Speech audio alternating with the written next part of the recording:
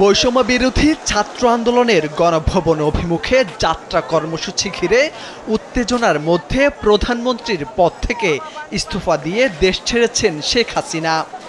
এই পরিস্থিতিতে বিভিন্ন রাজনৈতিক দলের নেতাদের সঙ্গে আলোচনার পর বিকেল ৪টায় জাতির উদ্দেশ্যে ভাষণ দেন সেনাপ্রধান জেনারেল ওয়াকারুজ্জামান।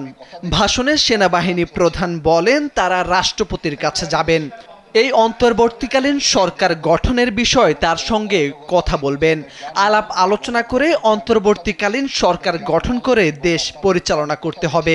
পরে সাংবাদিকদের প্রশ্নের জবাবে তিনি বলেন, পরিস্থিতি শান্ত হলে কারফিউয়ের কোনো প্রয়োজন নেই।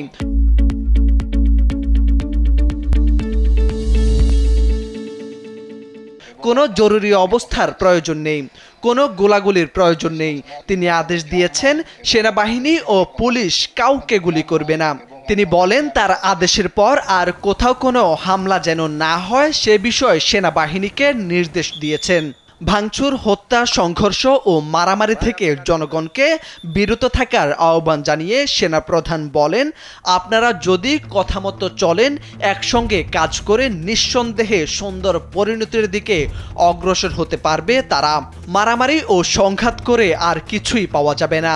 ধ্বংসযজ্ঞ, অরাজকতা ও সংঘর্ষ থেকে বিরত থাকার কথা জানিয়ে বলেন, সবাই মিলে সুন্দর ভবিষ্যতের দিকে অগ্রসর হবেন তারা।